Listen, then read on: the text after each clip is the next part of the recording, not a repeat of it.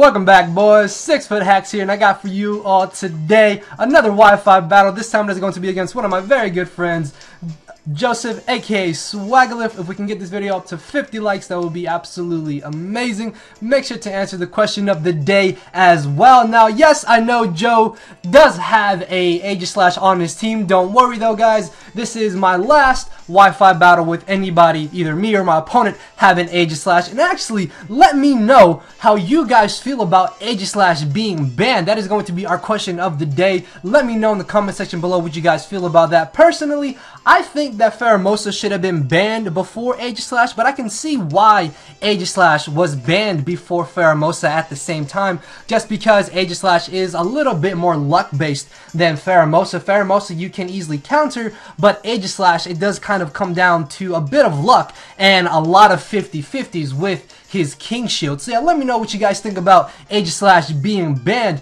Now, going into this matchup, the biggest threat on Joe's team was easily going to be that Tapu Koko, because if I lose my Marowak, then I have literally nothing for it. Even if I do have a Scarfer in my Magnezone, Scarf Magnezone is not able to outspeed max speed timid Tapu Koko, so that is definitely the biggest issue I saw going into this match. Aegis really shouldn't be that big of a problem, just because I do have my Mandibuzz, which normally Mandibuzz can take the Aegis on 1v1. So I'm going to be leading off with my Necrozma, as he's going to be leading off with his Tapu Koko. I was pretty positive he wouldn't lead with Aegis, and because he doesn't have any way of getting rid of my hazards, then leading off with Necrozma was definitely my best lead, because turn 1 I can live any hit from anything he would want to lead with, and then I can go ahead and get up my rocks, as he turns out to be Life Orb, and he has the U-turn. Now, because he had U-turn, I was thinking that maybe he's a physical variant of Tapu Koko, so that is something I'm going to have to watch out for. Now, my only offensive move on my Necrozma is Psychic, so I can literally not do anything to this Aegis but leave in my Necrozma basically to get beat by it 1v1. However though, I do have a Mandibuzz, and like I said, Mandibuzz typically can beat Aegis 1v1 depending on the set, as he ends up going for the substitute knowing that I would want to switch out. This is actually a little bit annoying because I don't have Whirlwind on this Mandibuzz. I believe my set was Knockoff, Roost, Defog, and Toxic, if I'm not mistaken. So expecting him here to want to go for the King Shield, I do decide to go for the Roost. Now, if I did have Foul Play, going for the Foul Play instead of going for the Roost would have been my better play, because I'm pretty sure that after the -2, my Foul Play would have actually been boosted. So I would have been able to do a lot more damage to him, and expecting Joe not wanting to mess around with the 50-50 when it came to the King Shield, I am going to go ahead and go for the knockoff again, as he is going to end up going for Flash Cannon. Luckily, it doesn't do over 50%. However, though, he does end up getting the Spadef drop, and that is actually really annoying, because now it's a choice of, do I stay in and knock off or Roost, or does he King Shield here, expecting me to knock off, predicting him to not go for the King Shield and go straight for the Flash Cannon. But I decided to make an aggressive switch into my Greninja on the off chance that he did decide to go for the King Shield, as he ends up hitting me up with the Flash Cannon. That still does a really solid amount of damage, but I'm not too concerned about it, because as long as he doesn't have the Sacred Sword, then there's nothing that he can really do to me, and I'm very positive that his final move is going to be the Shadow Ball. So predicting him to want a King Shield this turn, I'm going to take this opportunity to get up a layer of spikes, because there was no way that he was going to stay in his attack form against a Greninja. So I'm able to get up a free layer of spikes, and getting up all these hazards are going to be really beneficial to me in the long run of this match, because anytime that Joe does want to switch in and out, he's going to be losing a lot of his HP, as Dark Pulse still does a solid 65%. I should be able to live any move that he wants to go for, borrowing that he doesn't have Sacred Sword, which again, very positive he doesn't, as he does hit me up with another Flash Cannon. I'm expecting him here to predict him to King Shield, and instead of going for another layer of spikes, which is what I should have done and what my brain was screaming for my hands to do, I still end up making the safe play, and I go for the Dark Pulse. And if I had just got up that extra spike right here, you're gonna see that that would have been really crucial, because I would have been able to maybe get up my third layer later in this matchup. So seeing as I should be able to knock him out with another Dark Pulse, I'm going to go ahead and do that regardless. He has absolutely no safe switching. With me having rocks up and one layer of spikes up, I should be able to pick off anything that he decides to bring in. As he brings in the Toxapex, judging for how much damage that did, I will definitely be able to knock him out with another Dark Pulse. But I thought that Joe would be expecting this and go for a Baneful Bunker. So predicting that, I go for another layer of spikes, as he actually makes a rather aggressive play and goes for the T-Spikes, thinking that I wouldn't go for another Dark Pulse. And now I'm in a scenario where, do I want to go for Dark Pulse, or do I want to try and get up my final layer of spikes? And unfortunately, I make the bad choice of the two, and I go for the Dark Pulse, as he is going to take this chance to go for the recover. So if I had been able to get up that third layer of spikes, you're going to see that that would have been so crucial throughout this whole match. It's okay though, it's okay though. I'm not entirely too worried. I'm still sitting in a pretty good position in this matchup. He has literally no switch-ins to a Choice Banded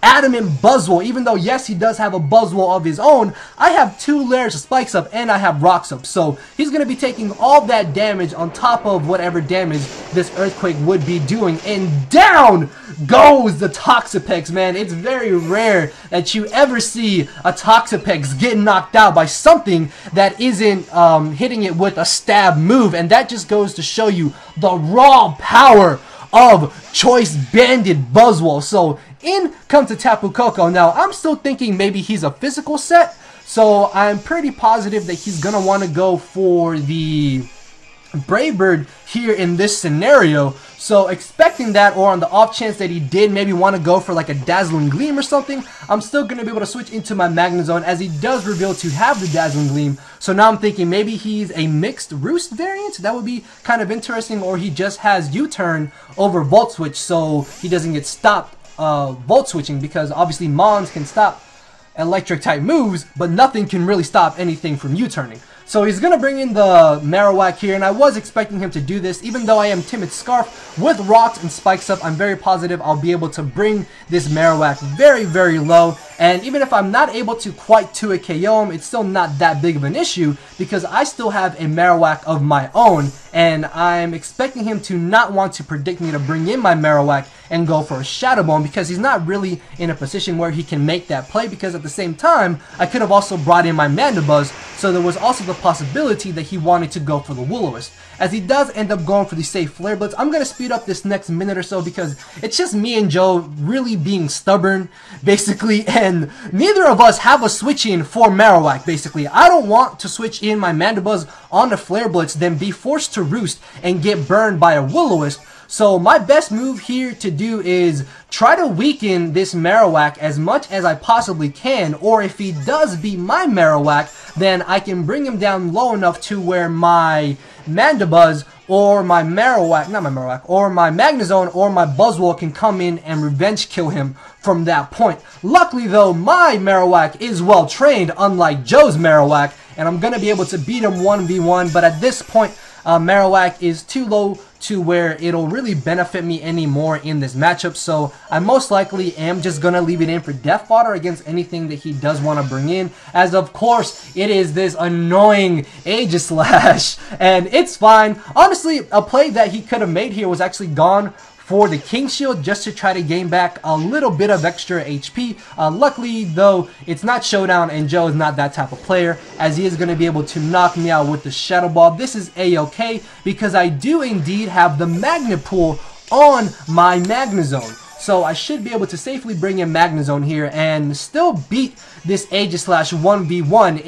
Even if he's able to live a Thunderbolt, he can't knock me out, then knock me out with the Shadow Sneak, because at this point we've already seen all 4 of his moves. So he is going to take this chance to go for the King Shield, just to be able to see what I want to lock myself into, and knowing that he can't switch out, and his best case scenario is to be in defensive form against my Magnezone. Now, I am going to go ahead and just go straight for the Thunderbolt, and this is where that third layer of spikes, if I had got that third layer of spikes up, I would have been able to just knock him out here and not have to take this humongous hit from Shadow Ball. Good lord, Aegislash is an absolute monster, man, but it's okay. Like I said, he doesn't have the Shadow Sneak, and I will indeed be able to easily outspeed him and knock him out with one more Thunderbolt. Now, unfortunately, at this point, the only two Mons I can outspeed that Joe has left are the Beware and the Buzzwole. So I still can't quite outspeed this Tapu Koko, but as you can see there, all those hazards are really wearing him down, and because he is Life Orb, I should be able to safely switch in my Necrozma here and take any 2 hits and get off a Psychic on him, thus beating him 1v1, and then that way I can still save my Magnezone for his Beware and his Buzzwole. Unfortunately, Joe is lucky and bad, and he ends up critting my Necrozma, and I'm very positive that I would have been able to take another Dazzling Gleam here, and I would have been able to hit him up with the potential Psychic. And again, this is where that third layer of spikes would have helped me out here, because after this Life Orb hit, he would have been knocked out, but no, he just lives on like 1%, and then I bring in my Magnezone, which was a bit of a misplay on my part. What I should have done was probably brought in my Mandibuzz, but the downside of bringing in Mandibuzz is that I can literally not do anything to Buzzwole because I don't have the Brave Bird. So he could have easily brought in Buzzwole after he knocked himself out if my Mandibuzz did live, and then Buzzwole would have been able to just nuke my Mandibuzz. But looking back at it, I would have been able to keep my Magnezone, which is Scarfed, and as long as his Buzzwole wasn't Scarfed, I would have been able to outspeed him. So on the double down, I bring in my Banded Buzzwole as he brings in the Beware, and this thing is just going to drop. I do not care. Buzzwole does not care. This is Brock Lesnar. He don't give a damn that you got Fluffy, because down goes the Beware, and at this point, Joe's last Mon is his own Buzzwole. So there is a chance he can still win this battle. So he's going to bring in the Buzzwole, and my best case scenario here is to hopefully lose the speed tie and be able to potentially knock him out with Superpower if he goes for Superpower as well. But no, he goes for the Thunder Punch, and my Superpower would just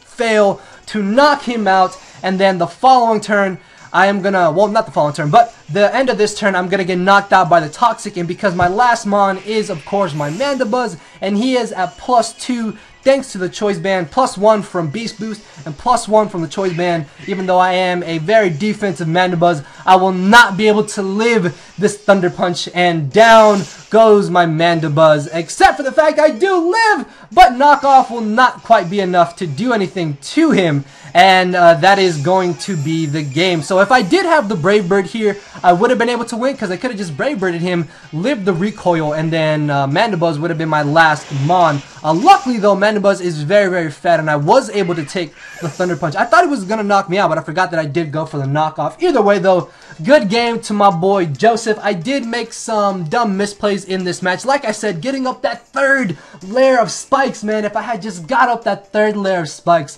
I would have been able to most likely win. Also, if he didn't crit my Necrozma, I might have been able to win as well, because then at that point, I wouldn't have had to sack off my Magnezone. But hey, hindsight is 20/20, and hacks is part of the game. Hopefully you guys did enjoy this really good and intense match. Of course, guys, let me know what you think about Aegislash in the comment section below. That is the question of the day, and let's try to bump this battle up to 50 likes. Thank you to anybody and everybody who does leave a like and a comment down below, and make sure to go check out the 2 videos on the end screen after this video is over. So I will see you all tomorrow, guys, with 2 more videos. Later, everybody. Because my brain and heart are both tied in the knot, and this hinders me from crying a lot. This causing me to show no emotion. But when I said I cared, I wasn't joking. But I guess it's too late for me to become broken. For now, I'm living with no more pain, tears, or hoping. I'm just coasting. Yeah, I said I'm coasting. No more pain, tears, and hoping. For real.